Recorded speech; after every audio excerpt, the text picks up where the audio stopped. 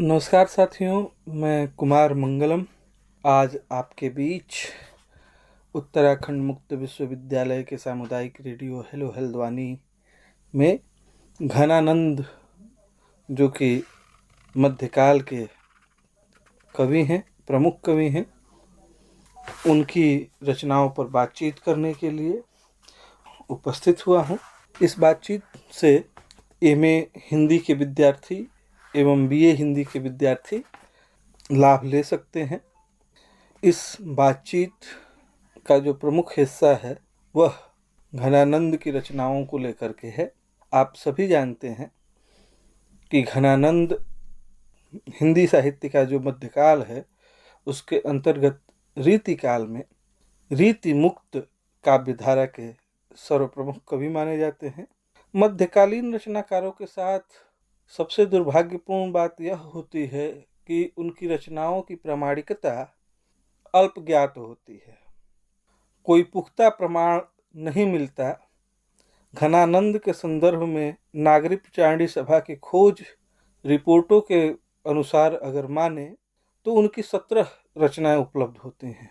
घन आनंद कवित, घन आनंद के कवित, स्फुट कवित, आनंद घनजू के कवित, सुजान हित प्रबंध, कृपा कंद निबंध, वियोग बेली, इश्क लता, जमुना जस, आनंद घनजू की पदावली, प्रीति पावस, सुजान विनोद, कवित्व संग्रह, रस केली बल्ली और वृंदावन सत।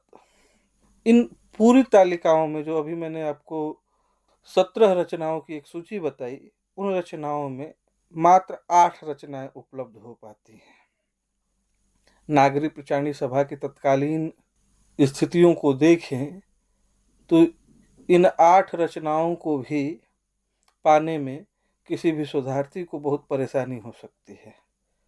बहरहाल, जो कि घनानंद की कविताओं को लेकर के एक घन आनंद कवित्व शीर्षक से आचार्य विश्वनाथ प्रसाद मिश्र ने एक पुस्तक तैयार की थी, जिनमें घनानंद के कवित्व मिलते हैं और अमूमन सभी विश्वविद्यालयों में या घनानंद के जो पाठक हैं वो इसी पुस्तक से, घनानंद के काव्य से परिचित होते हैं।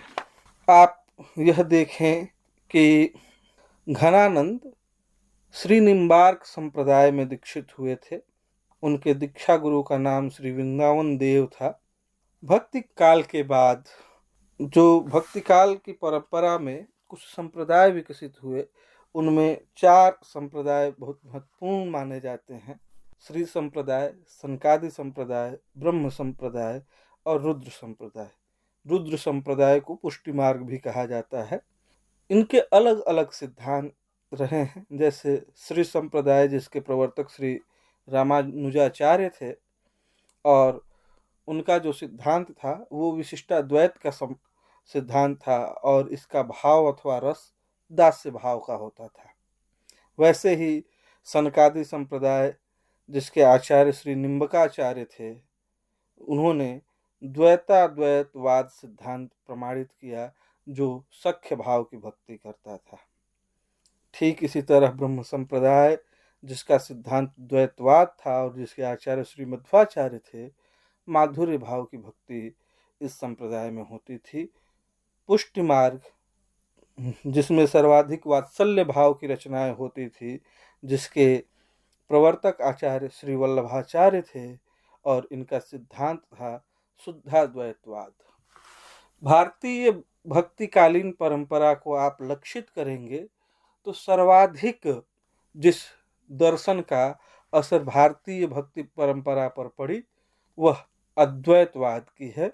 उस अद्वैतवाद की बहुत सारी शाखाएं प्रशाखाएं विकसित हुई, तो यूं यह मान लिया जाना चाहिए कि वे श्री संप्रदाय में घनानंद दीक्षित हुए थे, उनकी वो गुरु परंपरा थी। आपको पता होगा रीतिकाल के बारे में यह बात कही जाती है कि आगे के सुकवि रिझे हैं तो कविताई, ना तो राधिका कान्ह सुमिरन को बहानो है।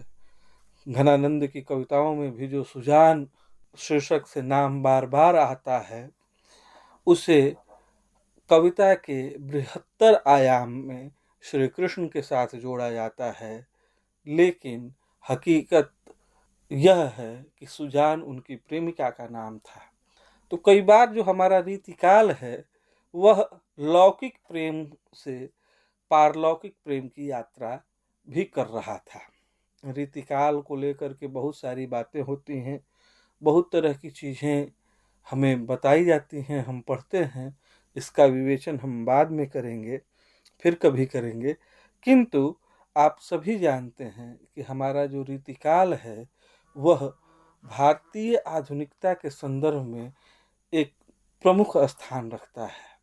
अगर रीतिकाल भक्तिकाल का उत्तर काल है तो हमारे आधुनिक साहित्य का एक आरंभिक काल रीतिकाल में दिखता है।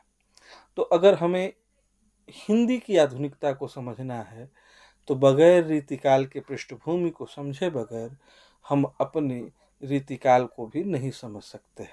रीतिकाल महज प्रेम के लिए ही जाना जाए, और वैसे भी प्रेम तो आधुनिक मूल्य है, लेकिन जो भारतीय परंपरा में प्रेम का मामला रहा है वह बहुत हद तक भक्ति और हमारी आस्था से जुड़ा हुआ मामला रहा है। हमारे जीवन का एक ऐसा पक्ष रहा है प्रेम जो कि कभी भी सांसारिक नहीं रहा है। उसके कुछ अनुशासन रहे हैं, और उस अनुशासन में हमारा जो प्रेम है, हमारे जो जीवन में एक दूसरे के प्रति प्रेम आता है, उसकी कुछ मर्यादाएं निर्मित की गई हैं। यह ठीक बात है कि रीतिकाल में वह सारी कुछ मर्यादाएं टूट रही थीं, क्योंकि यह वही काल था राजनैतिक रूप से जब भारतीय राजनीति अस्थिर थी, संक्रमण से गुजर रही थी। एक तरफ मुगलों का शासन, इस समय बहुत सारे मुसलमान आक्रांताओं के हमले, महाराष्ट्र में जो मराठा थे उनके द्वंद्व, और धीरे धीरे अंग्रेजों का आगमन। तो इस तरीके से राजनैतिक पृष्ठभूमि भी बहुत स्पष्ट नहीं थी। तो ऐसे में जो मूल्य हैं वह क्षरित हो रहे थे, नए मूल्य जुड़ रहे थे, अलग अलग तरह के संस्कार हमारे भीतर आ रहे थे। अलग अलग समुदाय अगर भारत में को अपनी जन्मभूमि मान रहे थे, वो भारत आकर के बस रहे थे, तो उनकी संस्कृतियों का भी यहाँ की संस्कृतियों से आदान प्रदान हो रहा था, और इस रूप में एक नई संस्कृति विकसित हो रही थी जिसका प्रतिफलन रीतिकाल के रूप में दिखता है। तो रीतिकाल को देखने का एक तरीका यह भी है कि आप सिर्फ रीतिकाल को नायक नायिका भेद के आधार पर नहीं देख सकते। इसी रीतिकाल के कवि हैं केशव दास, और केशव दास सिर्फ रामचंद्रिका के कवि नहीं हैं, या सिर्फ जहांगीर जसचंद्रिका के कवि नहीं हैं, वो विज्ञान गीता के भी कवि हैं, वो और भी बहुत सारी रचनाओं के साथ आते हैं, वो रसिक प्रिया और कवि प्रिया के भी कवि हैं। तो इस रूप में घन आनंद की रचनाओं को या रीतिकाल की पृष्ठभूमि को देखना चाहिए, और ऐसे अगर हम देखेंगे तो चीज़ें स्पष्ट होंगी। अंत में मैं घनानंद की एक कवित्व जो कि हमारे सिलेबस में भी शामिल है, उसकी व्याख्या करके आज की बातचीत समाप्त करूंगा। और यह ऐसी इससे आप घनानंद की कविता को, घनानंद की दृष्टि को भी समझ सकते हैं। घनानंद की कविता है, अति सूधो स्नेह को मार्ग है, जहाँ नेकु सयानप बाक नहीं, तहाँ साँच चलें तजियापन पौ झचकें, कपटीज निशाक नहीं। घन आनंद प्यारे सुजान सुनो, यहाँ एक तो दूसरो आँक नहीं, तुम कौन दपाठ पढ़े हो लला, मन ले पदे हो छटाक नहीं। यह जो कविता है यह घनानंद की प्रसिद्धि की कविता है। लगभग हर जगह इस कविता का पाठ हम सुन सकते हैं, और इसका जो प्रसंग है वह यह है कि प्रिय के समक्ष प्रेम मार्ग की जो विशेषता का वर्णन प्रेमी के द्वारा किया जा रहा है। और यह माना जाता है कि प्रेम जो है वह दोहरा व्यापार है, जबकि आप जानते हैं कि घनानंद विरह के कवि माने जाते हैं। उनके यहाँ घनानंद सुजान से प्रेम करते हैं, लेकिन सुजान उनके पास नहीं है। तो उसके बावजूद भी यहाँ जो घनानंद हैं वह सुजान को अपने प्रेम का निवेदन करते हैं और यह बताते हैं कि यह दोहरा व्यापार है, आप मेरे प्रेम को समझो।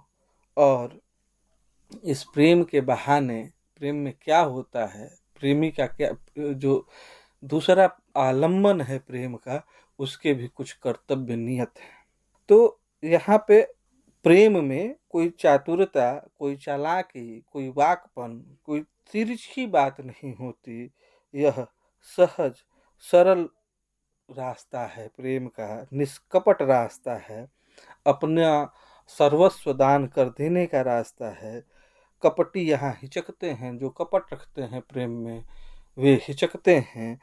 प्रेम तो अपना सब कुछ दे देने का नाम है। और इस प्रेम में एक ही चीज होता है, वह अपने आलम्बन के प्रति अकुंठ प्रेम, निश्चल प्रेम। दूसरी बात इसमें कोई नहीं आती, कोई दूसरा नहीं होता, कोई अन्य नहीं होता, कोई अन्य व्यवहार नहीं होता।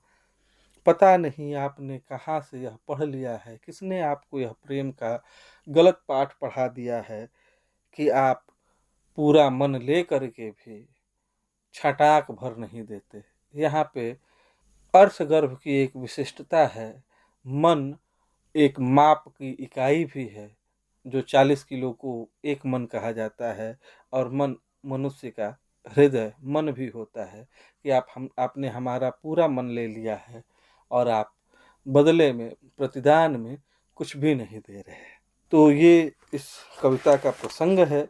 और ऐसी ही इसकी व्याख्या भी होती है कि हे प्रिय, प्रेम का मार्ग अत्यंत सीधा है, छोटा है, सुधो स्नेह को मार्ग है। जो स्नेह का मार्ग है वो अति सीधा है, सरल है।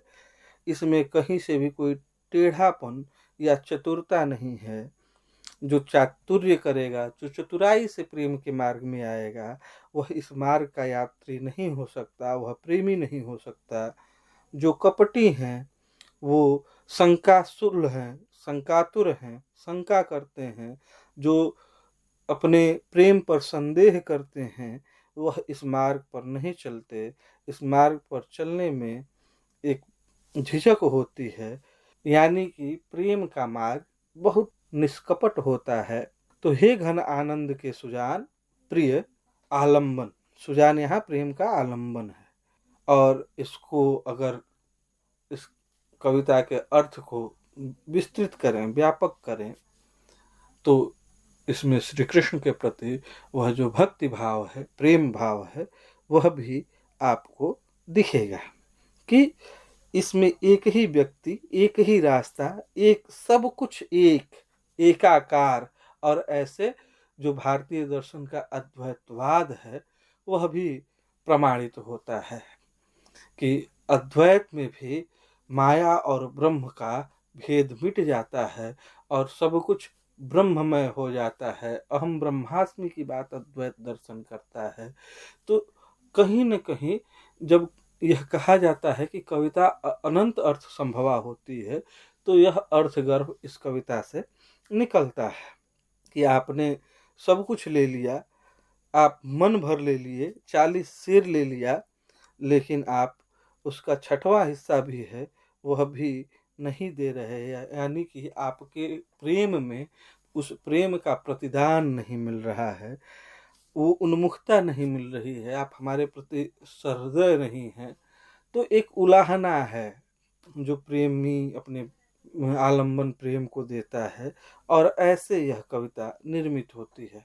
आप देखिएगा कि आरंभिक हिंदी की कविताओं में जो काम भक्ति, दर्शन इत्यादि कर रहे थे, आधुनिक हिंदी कविता में कविता के भीतर वह काम विचार कर रहे थे।